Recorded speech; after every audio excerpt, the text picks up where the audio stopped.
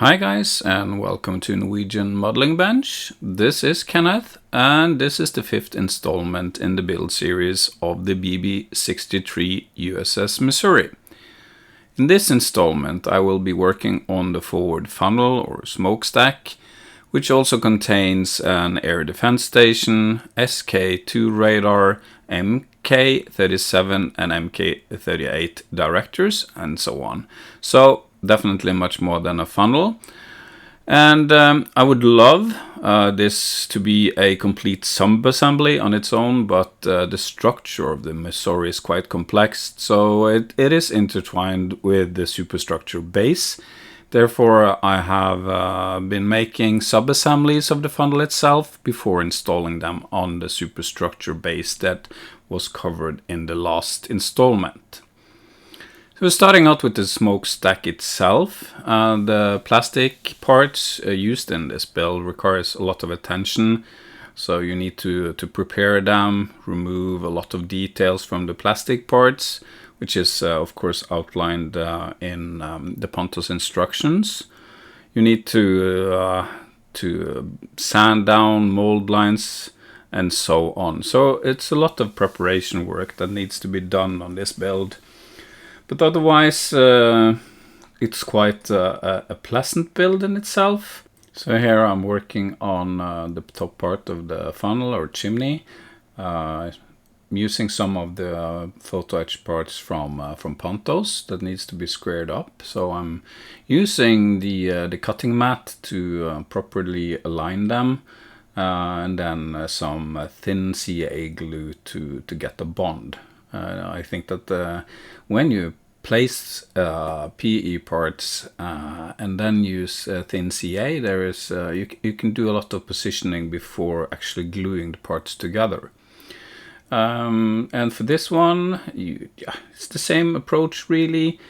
Just using the plastic parts as a good base for the work. It's only dry fitted the top part of the funnel, that is, or the chimney, and then placing the PE parts in position, and then using thin CA glue to attach them. I also didn't want to glue these parts together because you need to paint the upper part at least black, and to get a crisp line between the top part and the rest of the chimney. It is easier to have them separately, so that's at least what I did to get that crisp line between the top part and the remaining part of the funnel. Then we have this ring that goes around, so just putting some regular CA glue on for different spots around the circle, and just positioning it on top. Really an easy job. Then we have this catwalk that goes around. So as you can see, it's curved, so you need to curve the railing before gluing it. So using the X-Acto knife handle to get that curve, and then be a bit precise with the pressure, because the more that you pressure down, the more the part will be curved. So that's a good way to adjust the curve of the photo etch part that you are bending. And then using both thin CA glue and regular CA glue to attach the railing to the catwalk itself. And as you can probably see, I'm definitely using magnifier visors to do this work, so you get a proper view. At least I need that. You might have better eyes than I do. And then using CA around some of the attachment points for the catwalk, and then just placing the catwalk itself down into position, and pressing it in place in some of the places. The fit isn't really good, I would say, but it's definitely okay. Then we have the SK-2 radar. This is a bit more fiddly, but the end result is really worth it. Using the same trick here again, or couldn't call it a trick, but the way it works. So using the cutting mat as a template to get the parts squared, and then using thin CA glue to glue the parts together. Here you also have some notches that you need to be aware of in the circle where you're attaching the other parts on, and then having 4 of these in the quadrants that goes around, bending them in a 30-degree angle, and then putting them in place. And these really rest on the other parts, so you can use gravity to help you in the positioning before actually doing some gluing work. And then this is a good example really of how you could bend boxes and so on. So take a bit of time, look at the fold lines that you have in the PE, follow them, take a look and think of how this will look in 3D, and think ahead a bit of how you want to fold the parts. And in this case, you have this last part where you, well, it could be a lid, for example, not in this case, but where you fold that on the end. So you could do some pre-bending before doing this. Then it's a bit easier to get the top part or the lid or whatever it is to adhere to the rest of the box. But yeah, well, that's at least a trick. So just a slight bend before you actually need to bend it in position. So this is how the end result looks on the Sky-2 radar, placing it on that platform that you see here. That's just really regular work, not too much fuss on that one, just a lot of tiny details. So again, using some magnifiers definitely helps. So just look at this. It is a gem in itself, I would say. That brass color and all of those details just makes my heart go fuzzy and warm, I would say. Okay, I'm a bit strange maybe. Then we have the MK38 gun director. Again, this is some work that requires some patience and, in my case, magnifiers. You have a lot of tiny parts that you need to attach. Quite easy to bend the railing on top here, and then gluing the platform in place on top. And then you have some really tiny railings that go on the sides, on the arms, which needs to be attached. So again, use some patience. I put a tiny amount of CA glue on the railing itself before putting it in place. Trying to glue it when you position it, that's not that easy. Then you have this antenna array, kind of, which is part of the director. This is a bit more fiddly. Well, not the first parts, but the last part of this array is actually quite difficult to get in place. You have several different bends that you need to make sure that you get properly aligned, and it's, as you can see, it is very tiny, so you need to have some patience on that one. But folding up the regular box around using the same approach as before, and in this case also using the bending tool to make sure that it's properly 90 degrees, otherwise the fit, well, the parts wouldn't fit actually, and the margin for error there is quite small, so you need to make sure that they are in properly squared. Sorry about that one. Otherwise, use the same approach as I showed before, folding up the parts and then using thin CA glue to to secure the, in this case, the edge of the boxes. And as you can see, I'm using a brass toothpick for this work, at least when there is it's not that tiny or difficult to reach in. Other times I'm using some lead wires, usually used for soldering, but you will see that later on as well, at least when you need to go into tiny places and so on. Then it's really a good tool to use.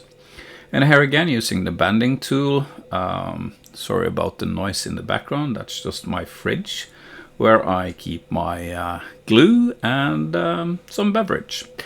Well, yeah, back to the work. And here, this part actually needs to be properly aligned, otherwise it wouldn't fit. And on the right side here of the part, you can see that part that I mentioned before that really needs some patience, not some, but a lot of patience to get in place.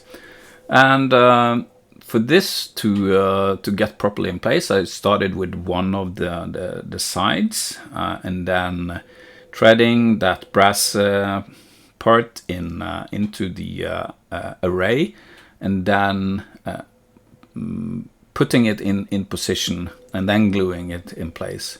As you can see here, my hands got in the way, but you can see at least the first part of the positioning. So getting the brass pin in place on the other side and then gluing it down. That was my approach on this one, at least. You might have some other options. So this is how the MK38 Director looks before being painted and installed, which we'll see later on.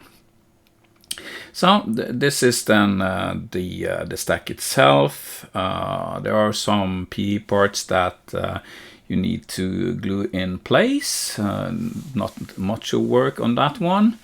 And then you have the air defense platform, where you are removing a lot of these braces, not braces, the word just lost me there, but the parts that go beneath to support the platform itself. Those are initially molded in plastic, but you remove them and replace them with the photo etch, so it gets more to scale. And then you can see I'm also using the tower itself to make sure that those braces won't interfere with gluing the platform and the tower together at a later stage. So that's something that you should be aware of, because you can easily put these in a position where you will have a conflict between the two of them. Then we have some of the windows or portholes. They're not holes, so windows would probably be correct, that you need to cover with these photo etch parts, so it looks like windows that has these well, can't remember the name, open. Same thing with this side part, which you can see I've already glued in place, and I did that when positioning the tower on top of the platform, and then being careful where I put the liquid cement, so this round or half circle part would get in the proper position. Then it's a bit less tedious, at least later on when attaching all of the parts and so on. So here you have the top of my head and also attaching one of these side platforms to the tower. Again, just using CA glue, regular CA glue on the platform, trying to position that one and getting it to the proper position and then securing with thin CA glue. So that's like my main sequence of work, really, using some, as you can see here, regular CA glue, and then thin CA glue to like secure the bond itself. And these platforms are also replacing the kit plastic platforms that you have on the side. Platforms or catwalks, really, and then using those the holes in the side to place them. I'm not covering up the holes in neither before or after, really, because you can't really see them when looking at the model afterwards. At least I haven't been able to spot them yet, meaning it's not in your face, at least. And then we will be adding some of the instruments and so on that go on this level. As you can see, I've also painted up all the parts at this stage. So painting up the PE that goes on the platform itself in deck blue, and then the rest in haze gray.